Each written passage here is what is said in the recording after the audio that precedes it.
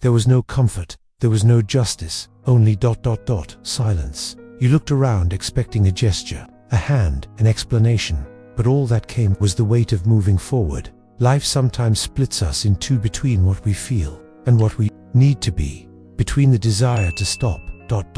and the obligation to continue, between the pain that cries out and the dignity that silences. And it is there, in that invisible space ... that true strength reveals itself. Not the kind that shouts or fights, but the kind that remains, that accepts, that honors the burden, without turning it into a spectacle. But what if strength is not the absence of pain ... but the choice not to drown in it? There is an ancient wisdom, serene and firm, that spans the centuries of philosophy, that does not promise quick comfort ... but purpose. It is born in the silence of those who endure, in the gaze of those who have lost, but have not lost themselves. It echoes in the words of a Roman emperor ... as much as in the restrained tears of a wounded king. If you seek emotional mastery, quiet courage, and faith without shouts ... stay until the end of this video, because today we will uncover the Stoic message behind the lament for Absalom. David was a king, but before he was king of Israel, he was a father. And before he was a father, he was a man subject to the same sorrows that afflict any human heart. It did not matter that he wore the crown, that he was anointed, that he had won battles and unified kingdoms. None of these feats spared him from the oldest conflict in the world, the love between father and son, and the pain when that love is wounded. Absalom was his third son, born amid the complexity of a royal household marked by wars, rivalries, and unhealed wounds. He was handsome, imposing, endowed with a charisma that enchanted the people. But he was also impatient, proud, inflamed by unresolved pain, vengeance for his violated sister, suppressed anger at his father's silence, and the desire to take justice into his own hands. Over time, this resentment turned into rebellion. Absalom turned against his father's throne. He conspired, gathered allies, took Jerusalem, and forced David into exile. The people who once sang for the king were now divided between loyalty and novelty. What David's generals saw as an unforgivable betrayal, the father saw as a son lost. Yet, David did not abandon his duty. Justice demanded action. The kingdom's peace depended on a response. And so, the king's army went to meet Absalom's forces. Before the battle, David called his commanders, and before them all, he made one thing clear: deal gently with the young man Absalom ... for my sake. It was not a tactical order. It was a father's plea, an unspoken supplication, not uttered in a trembling voice, but heavy with all the king could not express publicly. But that plea was ignored. The battle took place in a dense forest, and fate was cruel. Absalom, riding his mule, passed under the branch of a great tree, his long hair a symbol of his vanity and beauty caught in the branches. He was left hanging in the air, defenseless. And Joab, David's coldest and most loyal general, found him. He did not see a son, he saw a traitor, and he killed him right there, with 3 darts to the heart. The news reached the king through an anxious messenger who tried to soften the blow. But David did not care about victories. He did not ask about the enemy. He was not interested in the outcome of the war. His only question was, is the young man Absalom safe? When he heard that Absalom was dead, David did not collapse. He did not tear his clothes in front of the people. He did not turn his grief into a public spectacle. He simply withdrew. He climbed the silent staircase of the city and isolated himself in the chamber above the gate, a space between him and the world, between pain and duty, between the man and the king. There, at last, he allowed himself to feel. His words were few, but enough to reveal the abyss within him. My son Absalom, my son Absalom, if only I had died instead of you. Absalom, my son, my son. It was a raw lament, without liturgy, without formal restraint. It was not a prayer, it was a spasm of the soul. But time does not stop, and the mourning of a king, however human, can compromise the stability of an entire people. Joab, once again direct and ruthless, went up to him. He said what perhaps no grieving father would want to hear.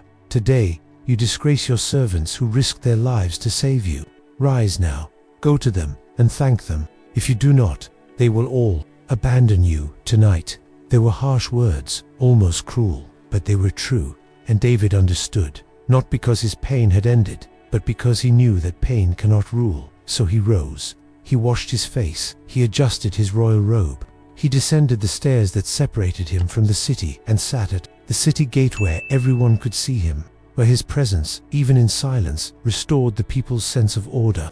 It was not a display of power. It was an act of responsibility. In that gesture, there was more stoicism than heroism. David did not overcome his pain. He carried it with steadiness. He did not let it spill onto others. He did not seek immediate comfort. He did not blame life. He did not blame God. He wept, ... but he continued. And that, perhaps, was his noblest victory. There is something deeply human and deeply stoic in this moment of history. David's suffering did not paralyze him, but neither was it denied. He did not numb his soul to move forward. He simply disciplined it. He understood, perhaps intuitively, what centuries later would be echoed by Epictetus when he said, "It is not events that disturb us, but our interpretation of them."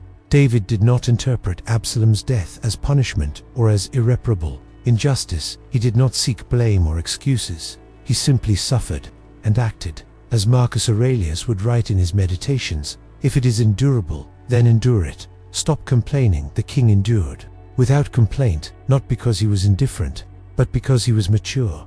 David's weeping is not a sign of weakness. It is a sign of humanity.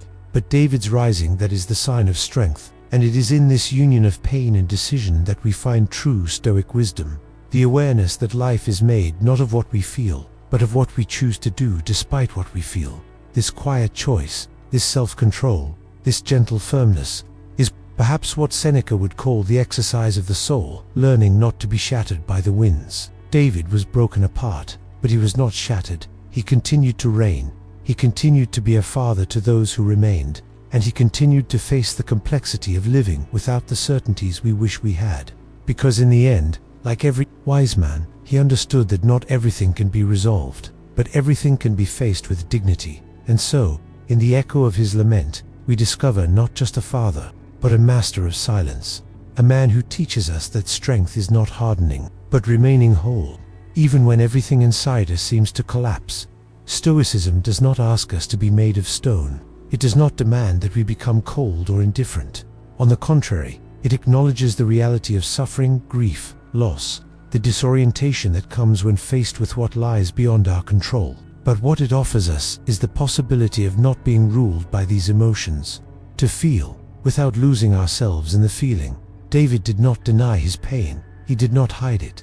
But he also did not let it dictate his steps. He did not collapse. He climbed to the upper room, isolated himself, wept, and then came back down, like someone who understands that sorrow has its place, but must not occupy the throne. As Epictetus, one of the pillars of Stoic thought, would say, it is not things that disturb us, but our judgments about them. Absalom's death was a fact, irreversible, unbearable, perhaps, but it was the interpretation of that fact that would define what came next. David could have locked himself in guilt, could have cursed Joab, could have abandoned the throne in despair, but he chose responsibility. He chose to stand firm. This is the difference between feeling and being ruled by what we feel, between pain that passes through us and pain that consumes us. Seneca, another master of the soul, wrote, "The greatness of the soul is shown when though struck, it remains." Standing, David was wounded, but not paralyzed. He remained silent where others might have screamed. He remained present where many would have fled. And this is not coldness, this is fortitude, the ability to suffer without becoming a slave to suffering. Marcus Aurelius, emperor and philosopher, wrote to himself while ruling Rome, a city full of noise, pressures, and tragedies. He said, "You have power over your mind, not over external events. Realize this, and you will find strength." David, like Marcus, lost what he could not control: his son's life, his general's choice, the fate sealed by war. But he preserved what was his awareness, his posture, the courage to keep doing what was right, even when his inner world lay in ruins. David's stance, then, was not denial. It was mastery, self-mastery. He did not suppress his pain. He housed it within himself, like someone sheltering a wild beast, knowing it exists, that it may howl, but it must not command the house. And this is the heart of Stoic philosophy, not rejecting what is human, but learning to govern it. Not eliminating pain would be impossible, but giving it a place, a name, a time, and, above all, a limit.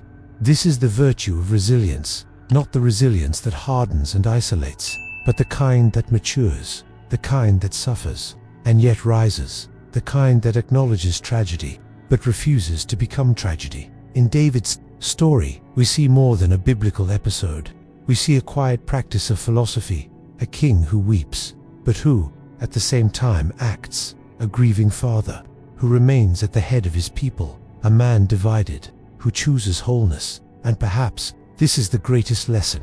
Pain is inevitable, but what we do with it is always our choice. David chose to continue, and that gesture, without speeches, without overt heroisms, the most powerful form of wisdom a human being can demonstrate, the wisdom that recognizes life does not wait, but the soul can learn to walk even when wounded. This is the true victory, the kind that is not shouted, the kind that is lived. And you, perhaps you are not in the middle of a war, nor wearing a crown, and yet you feel surrounded by pressures, by judgments, by the need to keep acting as if everything is fine, when inside, everything is hanging by a thread. Are you living in your own invisible prison? Maybe no one knows what you carry. Maybe your silence has been mistaken for coldness, and your strength for insensitivity. But you know that inside you, there is a battlefield where pain and maturity clash every day. Who disappointed you and still lives in your memory like an open wound? Who did you try to protect, love, save, and still lost? Like David, have you watched someone you loved become the source of your greatest pain? Sometimes, life does not give us time to process that. There's no ceremony, no warning, only loss, only collapse, only silence, and the world moves on relentless, expecting you to keep producing, leading, smiling, expecting you to have moved on. But inside, maybe everything is still crumbling. Maybe you are standing exactly in that place, between weeping and responsibility, between what you feel and what the world demands you to be, between legitimate pain and the role that still must be fulfilled. And everything in you wants to stop, but life asks you to continue. Like David, you can weep. There is no dishonor in that, no weakness in allowing yourself to feel. On the contrary, there is courage in acknowledging pain, nobility in not hiding it from yourself, but there is also dignity in not being led by it. You must, yes, weep, but you must also rise. Pain is real. It screams, consumes, weighs heavy, but it is not everything. What you do with that pain, what you do despite that pain, is what defines who you are becoming. Maybe the silence that unsettles you today, this lack of answers, this solitude between collapse and decision, is not a punishment. Maybe it is your preparation. Maybe your grief does not need to end for your leadership to continue. Maybe your strength lies precisely in continuing to act with a wounded heart, but a serene mind. Is what you lost. Teaching you to sustain what remains is the injustice you suffered, sharpening your ability to discern. Is this cycle without explanations, without closure, without clear forgiveness, exactly the ground where your soul is learning maturity? Have you considered that what happened to you does not define you, but what you choose to do now that does? Pain is inevitable, but resentment is a choice. Loss is real, but what you build from it is still in your hands. Like David, you can continue, not out of pride, but because your path still calls you. And when you rise, even if it still hurts inside, you will be practicing something rare, the strength that does not deny pain, but transforms it into direction. And this, perhaps, is the beginning of a new virtue in your life, not the virtue of one who has conquered, but of one who remained whole, even after being broken. The wise man does not choose the easiest path. He does not live in search of shortcuts, nor does he hide from what wounds him. He honors the path given to him with its thorns, its turns, its silences, and its losses. David did not conquer pain. As one triumphs in battle, he did not receive a divine answer that erased his grief. He simply bore it, made it part of his burden, without letting it become his identity. And there is a rare nobility in that, the nobility of one who continues even when wounded, of one who chooses maturity over bitterness, of one who understands that not everything will be resolved, but everything can be faced with courage. True wisdom is not found in avoiding suffering. It is found in not losing oneself within it. It is in living through pain. without being shaped by it, in keeping direction, even when the heart bleeds. This is the quiet strength that endures through centuries, the strength that made David a man after God's own heart, and that makes ordinary people like you extraordinary examples of resilience. If this story has touched something deep within you, a memory, an old wound, a desire to rise with greater steadiness, consider following this channel. Here, every narrative is a silent compass for the soul. Here you will find words for what has yet to be spoken, strength for what has yet to pass, and meaning for what is still healing. And remember, silence is often the soil where the soul grows most. It is not absence, it is preparation. Silence can also be an act of strength.